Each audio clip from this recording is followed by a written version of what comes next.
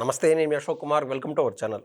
ఎక్కడైనా దేశంలో ఉన్నటువంటి ఏ యొక్క రాష్ట్రానికి సంబంధించినటువంటి ఎమ్మెల్యేలకి, ఎంపీలకి డబ్బులు వస్తానే ఉంటాయి. గవర్నమెంట్ డబ్బు. కొంతమంది కొన్ని రాష్ట్రాల్లో ఒక్కొక్కరి జీతం, ఒక్కొక్క ఎమ్మెల్యే జీతం ఏకంగా 3 లక్షలు దాటి కూడా ఉన్నది.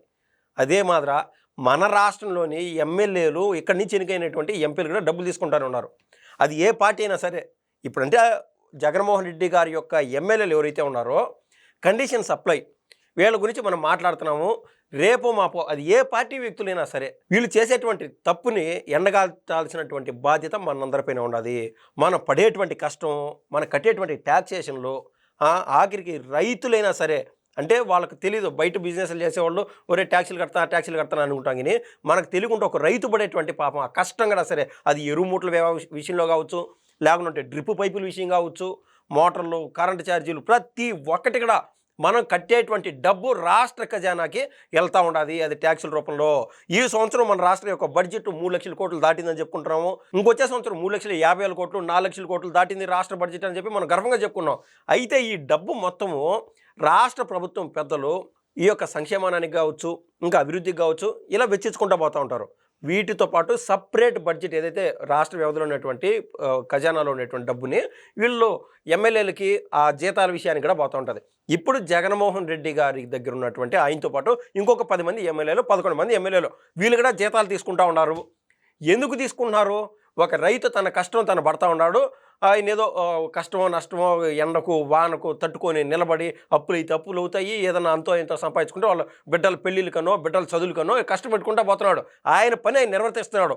అదే మాత్రం ఒక సాఫ్ట్వేర్ ఇంజనీరు తన పని తను నిర్వర్తించి వాళ్ళ కుటుంబాన్ని కాపాడుకుంటూ ఉన్నాడు. ఇలా సమాజంలో అందరి పనులు అందరూ చేసుకుంటూ పోతున్నారు.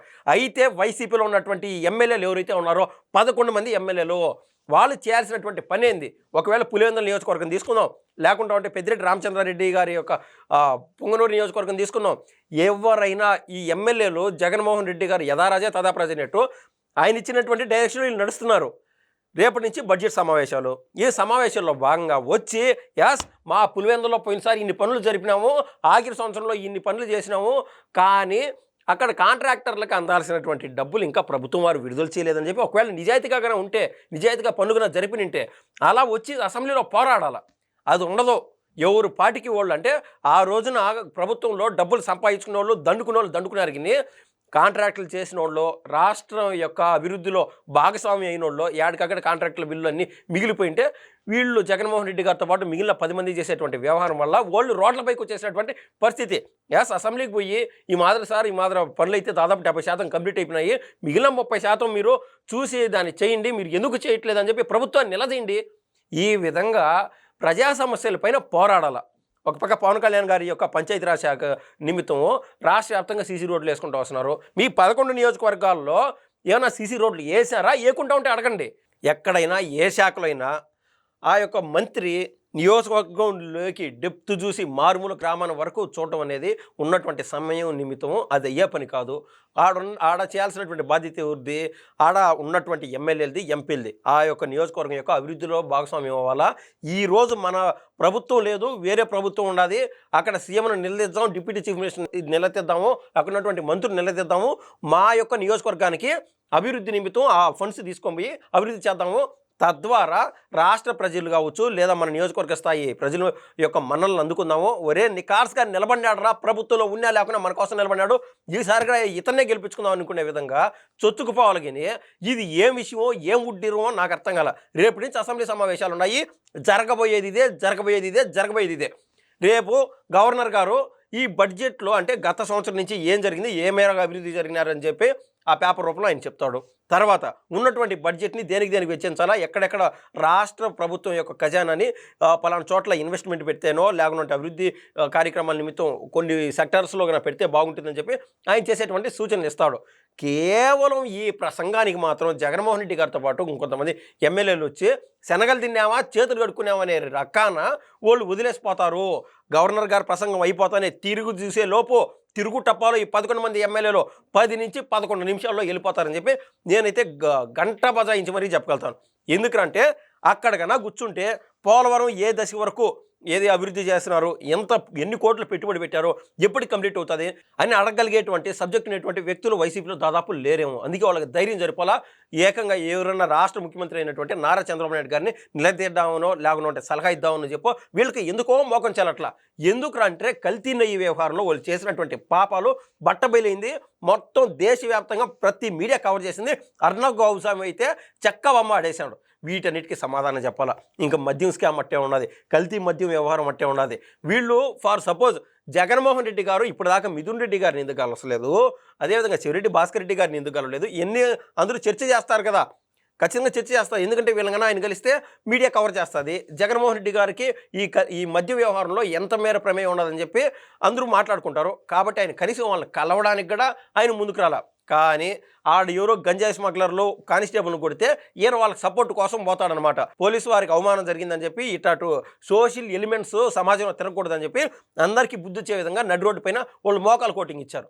దాన్ని సపోర్ట్ చేయడానికి జగన్మోహన్ రెడ్డి గారు పోతారు. అంతర్దానికి మీరు పరామర్శిపోయినప్పుడు ఇటువంటి విషయాలకు ఎందుకు పోవట్లేదు అని చెప్పి రాష్ట్ర ప్రజలు ఖచ్చితంగా అడుగుతున్నారు.